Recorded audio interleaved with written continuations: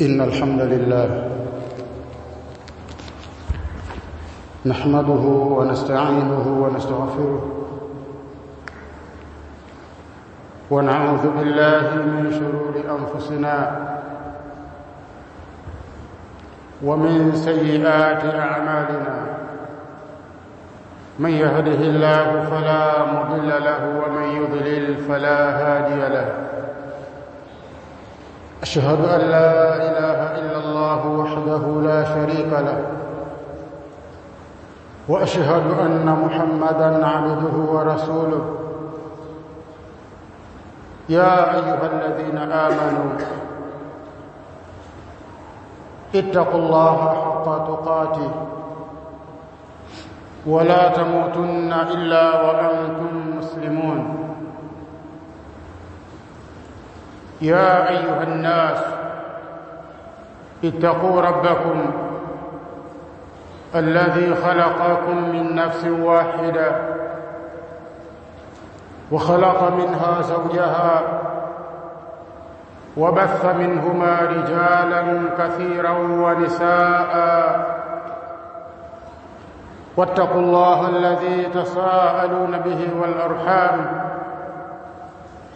إن الله كان عليكم رقيبا يا أيها الذين آمنوا اتقوا الله وقولوا قولا سديدا يصلح لكم أعمالكم ويغفر لكم ذنوبكم ومن يطع الله ورسوله فقد فاز فوزا عظيما أما بعد فإن أصدق الحديث كتاب الله وخير الهدى هدى رسولنا محمد وشر الأمور محدثاتها فإن كل محدثة بدعة وكل بدعة ضلالة وكل ضلالة في النار أيها المسلمون عباد الله أوصيكم وأوصي نفسي بتقوى الله إنه قد فاز المتقون إخوة في الله ndugu katika imani nawahusia na kujihusia kumcha Allah subhanahu wa ta'ala na baada ya wasia nichukue fursa hii kuinasihi nafsi yangu sambamba na kuwanasihi ndugu zangu katika imani kwa muda huu wa khutba ya Ijumaa. Nasaha zangu nitazielekeza sana kwa upande wa Waislamu. Waislamu hivi sasa kuna kukithiri sana limekuwa jambo hili linafanyika kwa wingi kwa kiwango kikubwa. Baadhi yetu sisi Waislamu tumekuwa na mwenendo mbaya hivi sasa wa kuwaendea wasiokuwa Waislamu na kutaka maombezi kutoka kwao, na hali ya kuwa sisi tunajua kuwa wao wana miungu zaidi ya mmoja, lakini kuna wengine katika sisi tumevuka mipaka. Wapo wanaorudi kule kule nyuma kwenye ibada ya mizimu. Ndugu zangu katika imani, mambo haya hakuna budi tuelezane ukweli, hayafai tena, tunatakiwa kuyaacha mara moja.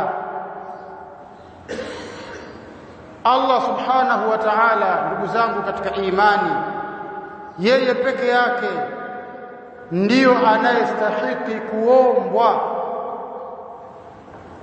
na kutoa fathu, ufumbuzi, na kutoa ushindi na kuliondoa tatizo katika kadhia. Allah katika suratul Ra'd aya ya 14 anawaelezea watu ambao wanamuacha yeye na kwenda kuomba vitu vingine. Allah anasema lahu da'watul haqq, yeye Allah ndiyo mwenye uombwaji wa haki katika vile vinavyoombwa. Yeye Allah, yeye ndo anaomba kwa haki, kwa sawa kabisa. Allah anasema walladhina yad'una min dunihi, na wale ambao wanao waomba au wanao viomba sawa sawa, wawe ni malaika au majini au manabii au mitume au waja wema tu, au wanaviomba vingine viumbe visivyokuwa na uhai, visivyokuwa na roho. Mathalan wakaomba mawe, au wakaenda kuomba mapango, au vingine vyovyote vile, wakaomba viumbe kama vile miti. La yastajibuna lahum bi shay'in, Allah anasema kwenye hivyo wanavyoviomba kinyume na Allah, wanadhania kwamba eti vinawajibu. Haviwajibu chochote. Hapa kuna mazingatio. Yani wewe unapomwacha Allah ukaenda kuomba kwenye mbuyu, unadhania kwamba mbuyu unakujibu. Allah kwenye suratul Ra'd aya ya 14 anasema vile vyote wanavyoviomba kinyume na Allah havijibu. La yastajibuna lahum bi shay'in, havitoi majibu yoyote. Wewe ukimwomba mtume, hata kama umepata, usifikirie kwamba mtume katoa majibu eti umepata kwa sababu umemwomba mtume wa Allah. Wewe kama utakuwa umemwomba malaika, usidhani kwamba malaika amekupa. Wewe kama utaenda kumwomba jini, si kunasema kuna pesa ya majini? Wewe umeenda kumwomba jini, Allah anasema walladhina yad'una min dunihi la yastajibuna lahum bi shay'in, na wale ambao wanaoviomba kinyume na yeye Allah havitoi majibu chochote. Hakuna chochote wanachojibu. Allah anasema illa kabasiti kaffaihi ila alma'i liyablugha fahu wama huwa bibalighihi wama du'aul kafirina illa fi dhalal. Illa kabasiti kaffaihi ila alma'i, kinachotokea Allah anasema mfano wake na kwa kama mtu aliyenyosha viganja vyake kwenye maji, liyabelugha fahu, ili maji yafike kinywani mwake, wama huwa bibalighihi, lakini yule mtu si mwenye kuyafikia yale maji. Vipi atafika kwenye kinywa chake? Mfano wa mtu anayemwacha Allah akaomba kingine chochote kile, mfano wake kama mtu aliyekuwa pembezoni mwa kisima, mwishoni mwa kisima, akawa kwa kiganja chake anataka ayachote maji, lakini hayafikii. Kama maji yenyewe hayafikii, vipi atafika kwenye kinywa? Na yeye shida yake maji yafike kinywani. Kadhalika muombaji anatarajia afanikiwe, ajibiwe, hawezi kujibiwa kwa sababu hivi unavyoviomba havina uwezo wa kumiliki chochote kwenye manufaa na madhara. Allah anasema wama du'aul kafirina illa fi dalal, hayakuwa maombi ya makafiri isipokuwa katika upotevu tu. Ndugu zangu katika imani, wengi katika sisi tunakwenda kwa wasiokuwa Waislamu kupeleka maombi, kwenda kutaka maombi. Wengi katika sisi tunakwenda kwenye mizimu, tunapeleka maombi. tukitaka maombi kwa ajili ya matatizo yetu. Ndugu zangu katika imani, hapa kuna kitu kinachoitwa istidraju. Allah subhanahu wa ta'ala anawafanyia watu hawa istidraji. Nini istidraji? Tutakuja kuona katika hutuba ya pili kinachotokea ni kitu gani. Ila ndugu zangu katika imani, na kaa chini na jinasihi na kuwa nasihi, tubaki na Allah subhanahu wa ta'ala.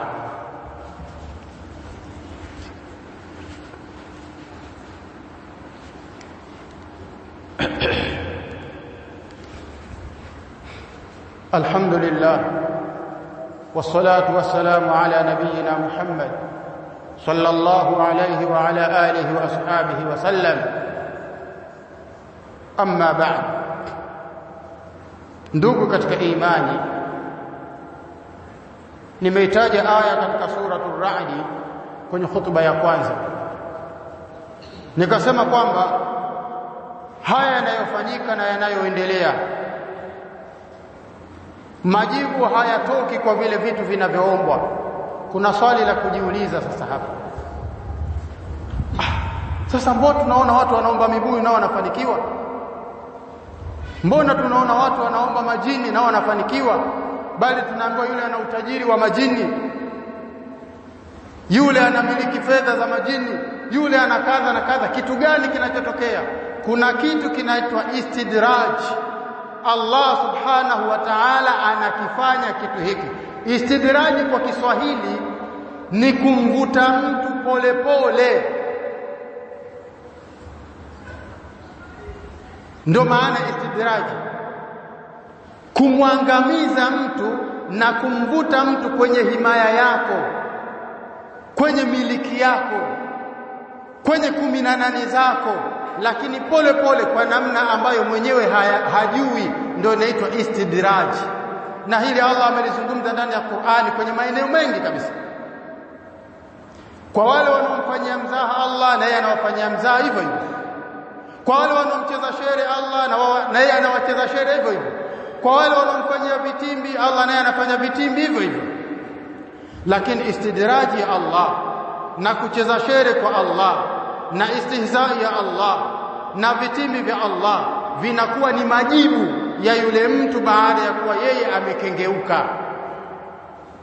Allah ndani ya Qur'an kwenye suratul Nisaa aya 115 anasema, wa man yushaqiqir rasula, na mtu yoyote anayemkhalifu mtume, min ba'di ma tabayyana lahu alhuda, baada ya kuwa uongofu umembainikia yeye, akafikishiwa, akaambiwa kwamba Uislamu wako ni huu, Allah anataka hivi, ataki hivi, wayattabi' ghaira sabilil mu'minin, mtu huyo akaamua kumkhalifu mtume japokuwa kabainishiwa, na akaamua kufuata njia wasiopita waumini, Allah anasema nuwallihi ma tawalla, sisi tutamuelekeza ambako mwenyewe ameelekea. Wa nuslihi jahannama wa sa'at masira, na tutamfikisha jahannam na mafikio mabaya jahannam. Al-Imam Ibn Kathir rahimahullah alipokuwa anaielezea nuwallihi ma tawalla wa nuslihi jahannama wa sa'at masira, qala al-Imam rahimahullah, akasema Abu al-Fida Ismail ibn Kathir rahimahullah ta'ala, au idha salaka hadhihi at-tariqa, au mtu atakapopita hii njia, kama alivyosema wayattabi' ghaira sabilil mu'minin, na mtu akaamua kufuata njia isiyokuwa ya waumini. Anajua kwamba mizimu sio mambo ya waumini, kwenda kwa maporoko sio njia ya waumini, lakini yeye akaamua sasa kutafuta njia yake mwenyewe, njia ambayo waumini hawapiti. Anajua kabisa kwamba kwenye mibuyu sio njia ya waumini na akabainishiwa, lakini mwenyewe akaamua sasa kwenda huko. Nuwallihi ma tawalla, tunamuelekeza ambapo mwenyewe ameelekea. Maana ya tunamuelekeza alikoelekea nini? anasema Ibn Kathiri, ai idha salaka hadhihi tariqa, au mtu atakapoamua kuipita hii njia sio ya waumini, jazainahu ala dhalika, maana yake sisi tutamlipa juu ya hivyo ambavyo mwenyewe alivyokuwa, bi an nuhassinaha fi sadrihi, kwa maana tutampendezeshea kwenye kifua chake kile ambacho mwenyewe kakichagua. Kwa kama njia umeichagua sio ya waumini, Allah ataipendezesha kwenye kifua chako, maana yake moyo wako utakuwa mkunjufu, unaona hii ndiyo haki na hii ndiyo sawa. Waje watu 1000 wakwambia hiyo ni batil, hautawaelewa. Hiyo inaitwa istidraj. Yani Allah kashaamua sasa kukucheza shere, kwa sababu wewe umebainishiwa kwamba hii ni haki na hii ni batil, ukaamua haki kuiweka pembeni, batil kushikamana nayo. Allah anachokifanya sasa, anakupambia ile batil uione nzuri, bi an nuhassinaha fi sadriha, anasema kwenye kifua chake tutaipamba, wa nuzayyinaha lahu, na tutaipambia kwake yeye. Ibn Kathir rahimahullah anasema istidrajan lahu, ni katika hali ya kumfanyia istidraji yeye, yani kumvuta kwenye jahannam kidogo kidogo, pole pole. Ibn Kathir akasema kama qala ta'ala, kama Allah alivyosema, fadharni wa man yukadhibu bihadha alhadith sanastadrijuhum min haythu la ya'lamun, niacheni mimi na wale wanaokana mazungumzo haya, yani alquran, niacheni mimi na wale ambao wanaoikana hii Qur'ani. Sanastadrijuhum, sisi tutawavuta wao kuwapeleka kwenye mateso na moto wa jahannam pole pole, min haythu la ya'lamun, kwa namna ambayo wasioelewa.